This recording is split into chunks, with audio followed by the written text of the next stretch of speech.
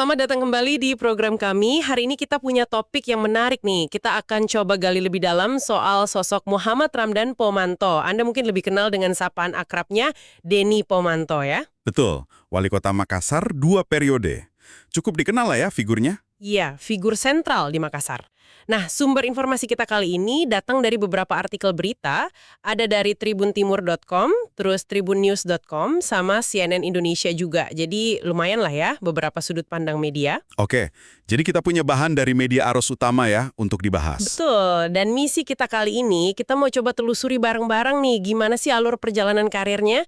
Unik soalnya, dari akademisi, terus arsitek, kok bisa jadi politisi berpengaruh di Makassar? Tapi ingat ya, kita bahasnya berdasarkan apa yang ada di sumber-sumber ini aja, oke? Siap kita bedah? Siap. Ini menarik sih melihat lintasan karir kayak gini. Bisa jadi semacam studi kasus ya, gimana sih transisi karir dan dinamika politik lokal di Indonesia itu berjalan? Oh ya, maksudnya gimana tuh? Iya, perpindahan dari dunia profesional, teknokrat gitu ya, ke dunia politik itu seringkali bawa perspektif yang unik lah dalam pemerintahan. Gimana pengalaman sebelumnya dipakai? Oke, menarik. Mari kita mulai dari akarnya dulu deh. Identitas awal beliau. Salah satu sumber kita nih nyebutin kalau Denny Pomanto itu sering diidentikan sebagai anak lorong. Istilah yang khas Makassar banget ya kayaknya. Iya, anak lorong. Itu punya makna sosial yang kuat di sana. Secara data, beliau lahir di Makassar 30 Januari 1964. Pendidikannya juga di Makassar semua, mulai dari SD Lanto Dek Pasewang, SMP Negeri 5, terus SMA Negeri 1, sampai akhirnya lulus arsitektur dari Unhas, Universitas Hasanuddin, tahun 89. Identitas anak lorong ini, kalau kita lihat dari kacamata komunikasi politik ya, itu bisa jadi aset banget loh. Aset gimana tuh? Gini, label itu kan bikin narasi kedekatan. Kayak, wah ini orang ngerti banget denyut nadi masyarakat biasa di Makassar. Bukan cuma soal tempat tinggal, tapi ada nuansa kerakyatan, sederhana, paham kondisi lokal. Masuk akal. Jadi lebih membumi gitu ya citranya? Betul. Dan ini nyambung banget sama kutipan di salah satu sumber soal cita-citanya yang terdengar personal itu. Apa tadi? Ingin dicintai banyak orang. Iya benar. Nah, dalam politik lokal kita, narasi orang biasa atau putra daerah asli yang paham betul kondisi lapangan tuh seringkali efektif banget buat ambil hati pemilih. Semacam political branding yang basisnya identitas lokal gitu. Oke, paham. Nah, menariknya nih, setelah lulus Unhas, beliau nggak langsung loncat ke politik praktis. Oh iya, terus kemana dulu? Justru, kata sumber dari Tribun Timur, beliau malah jadi dosen. Di alma maternya sendiri, Fakultas Teknik Unhas. Katanya sih beliau kepilih dari 400 pelamar waktu itu. Wah, banyak juga ya pesaingnya. Iya, dan jadi dosen ini katanya juga impian orang tuanya. Pengabdiannya juga nggak sebentar loh, 21 tahun. 21 tahun.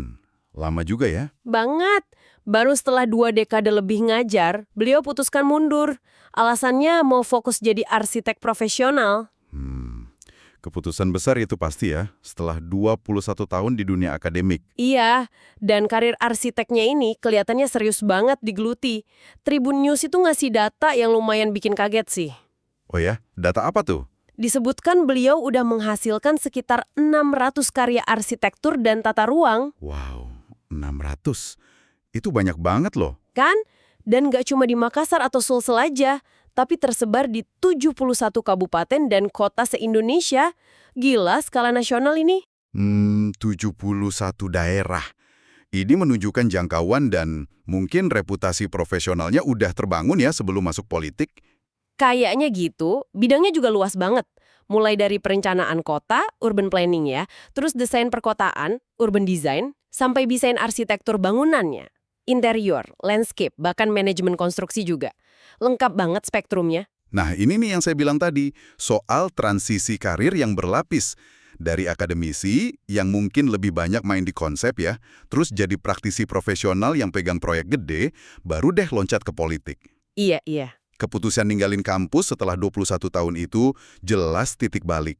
Dan angka 600 karya di 71 daerah itu bukan cuma angka, tapi bisa jadi nunjukin reputasi dan jaringan profesionalnya. Bener juga.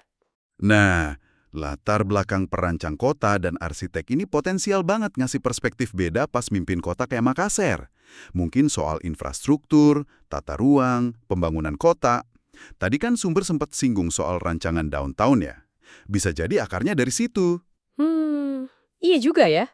Pertanyaannya kan, seberapa efektif sih keahlian teknokratis ini bisa diterjemahin jadi kebijakan publik yang populis, yang jalan di lapangan?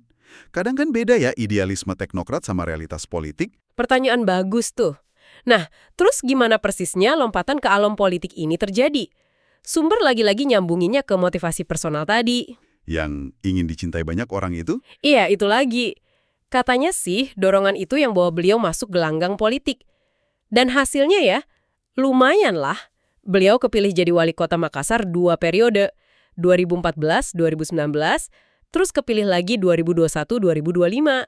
Berarti diterima ya secara politik sama masyarakat Makassar, minimal dalam 2 pilkada langsung. Kayaknya begitu. Beliau juga, ini masih kata sumber Tribun Timur, punya cara unik buat ngejelasin perjalanannya. Pakai metafora 4 alam. 4 alam, apa aja tuh? Alam anak lorong, itu identitas akarnya. Terus alam akademisi, sisi intelektualnya. Alam arsitek profesional, keahlian teknisnya. Dan terakhir, alam dunia politik, tempat aktualisasinya. Gitu mungkin ya. 4 alam. Menarik itu dari sudut pandang strategi narasi politik. Gimana tuh maksudnya? Itu bukan sekedar riwayat hidup biasa, tapi semacam konstruksi naratif yang sengaja dibikin buat nampilin sosok pemimpin yang komplit. Oh, Anak lorong kan nyentuh emosi, kedekatan. Akademisi nunjukin kapasitas otak. Arsitek nonjolin kemampuan teknis, visi bangun-membangun. Terus politisi jadi arenanya. Cerdas sih cara ngeframe pengalamannya jadi modal politik 3 alam sebelumnya, terutama akademisi yang mikirnya analitis, sama arsitek yang mikirnya solusi desain jangka panjang. Beneran nggak mewarnai gaya kepemimpinannya di alam politik? Kan politik seringnya butuh gerak cepat, kompromi, ada gesekan nggak antara idealisme teknokrat sama politik praktisnya? nah, Anda nyinggung soal realitas politik praktis. Pas banget nih kita masuk ke dinamika afiliasi politiknya. Ini juga nggak statis soalnya. Sumber dari CNN Indonesia nyatat kejadian penting di 2023. Oke, ada apa di 2023? Bulan Juli, beliau keluar dari Partai Nasdem. Nggak lama, Agustus 2023, resmi gabung ke PDI Perjuangan. Waktu gabung itu, beliau dikutip bilang, saya terima kartu anggota PDI Perjuangan untuk terus berjuang untuk kesejahteraan rakyat dan untuk Indonesia Raya. Pindah partai ya, dari Nasdem ke PDIP. Pernyataannya juga cukup tegas ya soal perjuangan. Iya, dan ada konteks tambahannya nih dari sumber-sumber ini. Sebelum gabung PDIP, beliau itu juga tercatat sebagai Dewan Pembina Relawan Pro-Jokowi, Projo, di Sulawesi Selatan. Oh, aktif di relawan Jokowi juga ya sebelumnya? Betul. Nah, soal alasan keluar dari Nasdem, sumber CNN itu spesifik banget. Ngaitinnya sama keputusan Nasdem waktu itu yang nyalonin Anies Baswedan jadi presiden. Oke. Jadi ada kaitan sama dinamika Pilpres nasional ya keputusannya? Kelihatannya begitu. Ini nunjukin gimana politik nasional bisa ngaruh langsung ke konstelasi di daerah. Terus, ada info lain lagi dari Tribun News. Ini artikelnya kayaknya terbit sekitar Januari 2025, tapi mungkin ngomongin kejadian sebelumnya ya. Info apa lagi tuh? Nyebutin kalau beliau maju Pilgub, Sulsel 2024. Pasangannya Azhar Arsyad. Nah, sumber yang sama ini juga ngelaporin sempat ada bentrokan antar pendukung. Waktu itu menjelang acara debat Pilgub. Waduh, sampai ada bentrokan? Iya, begitu laporannya. Tapi penting nih kita garis bawahi ya, kita cuma nyampain apa yang dilaporin sumber aja. Nggak bermaksud mihak atau ngasih penilaian soal kejadiannya. Oke, dicatat. Soal pindah partai itu, ya, fenomena lumrah lah ya di politik kita pasca reformasi. Banyak faktornya. Bisa kalkulasi strategis, bisa ngikutin peta koalisi nasional, cari kendaraan buat ambisi politik, atau konflik internal. Bisa jadi ya. Keputusan gabung PDIP setelah keluar Nasdem, apalagi alasannya dikaitin Pilpres, itu nunjukin banget gimana politik lokal sama nasional itu nyambung. Bisa juga ini upaya buat nyelarasin diri sama kekuatan politik yang lagi dominan waktu itu. Masuk akal. Keterlibatannya di Projo sebelumnya juga nambah lapisan afiliasi politiknya, memperkuat citra kedekatan ke poros tertentu. Nah, soal laporan bentrokan pendukung waktu Pilgub itu, ya sayangnya bukan hal aneh juga sih di kontestasi politik kita yang ketat. apalagi di daerah basis massa fanatik. Ini nunjukin tingginya tensi persaingan politik di level provinsi kayak Sulsel. Oke, terima kasih konteksnya. Sekarang kita geser dikit yuk ke sisi personal beliau yang juga kesebut di sumber. Boleh-boleh. Disebutkan beliau menikah dengan Ibu Indira Jusuf Ismail. Punya 3 putri, Aura Aulia Imandara, Amira Aulia Nurimani, sama Araya Aulia Izanaira. Oke, informasi keluarga ya.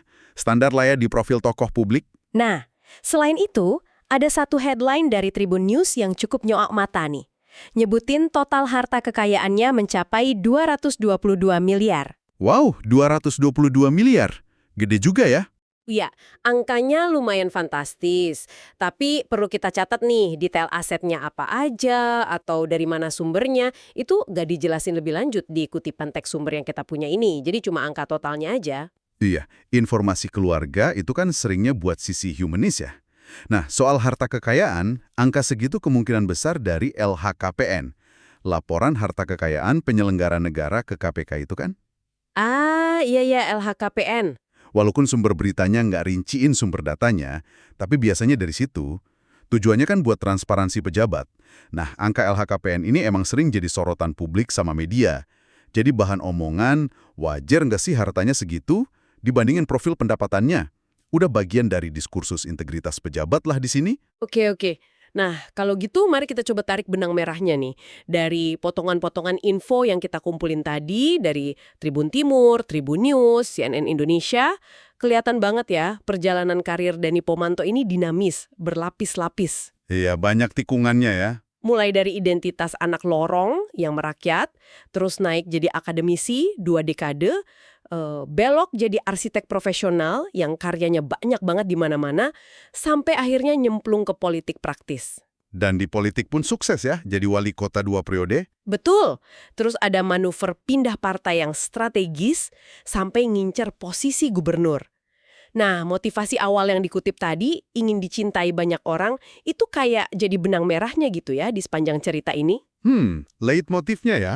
Nah, dari paparan sumber-sumber ini, kira-kira apa sih implikasi atau pelajaran yang bisa kita ambil soal model kepemimpinan di Makassar? Atau mungkin lanskap politik daerah di Indonesia secara umum? Kalau lihat dari yang disajiin sumber-sumber ini ya, kelihatan ada semacam perpaduan menarik. Antara modal keahlian teknokratis yang spesifik ya kan, arsitektur dan perencanaan kota, sama kelihayan navigasi politik praktis. Maksudnya? Ya termasuk kemampuan bangun narasi personal yang kuat, terus manuver antar partai tadi. Ini nunjukin kalau di Indonesia, latar belakang non-politik kayak profesional atau akademisi, itu bisa jadi fondasi kuat buat masuk, bahkan sukses, di arena politik.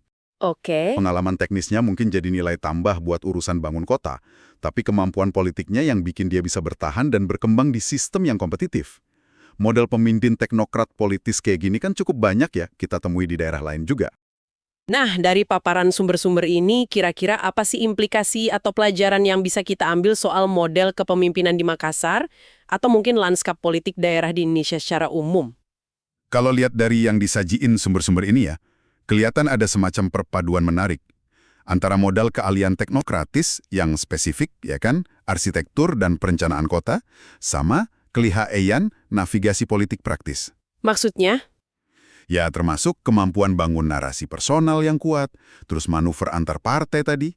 Ini nunjukin kalau di Indonesia, latar belakang non-politik kayak profesional atau akademisi, itu bisa jadi fondasi kuat buat masuk, bahkan sukses, di arena politik. Oke. Pengalaman teknisnya mungkin jadi nilai tambah buat urusan bangun kota, tapi kemampuan politiknya yang bikin dia bisa bertahan dan berkembang di sistem yang kompetitif. Model pemimpin teknokrat politis kayak gini kan cukup banyak ya kita temui di daerah lain juga. Bener juga sih. Ini juga nunjukin pentingnya personal branding dan bangun narasi yang efektif di politik kita sekarang ini. Analisis yang menarik. Nah, ini jadi bawa kita ke satu pertanyaan reflektif nih buat Anda, pendengar kami. Silahkan. Kita kan udah lihat perjalanan Denny Pomanto dari arsitek yang kerjanya ngurusin desain, struktur, perencanaan jangka panjang gitu ya. Jadi politisi yang mesti hadapin dinamika kekuasaan, kepentingan banyak pihak, tuntutan publik yang kadang mendesak. Pertanyaan buat Anda renungkan. Menurut Anda nih, sejauh mana sih latar belakang profesional yang sangat teknis yang orientasinya ke solusi terstruktur kayak arsitektur itu, bisa membentuk atau malah mungkin membatasi cara seorang pemimpin buat nyelesain masalah pemerintahan. Masalah perkotaan yang seringnya kan kompleks banget, cair banyak dimensi sosial politiknya. Gimana tuh bertemunya keahlian ngerancang kota sama seni ngeramu kebijakan dan ngelola manusia? Sesuatu buat Anda pikirkan lebih lanjut ya.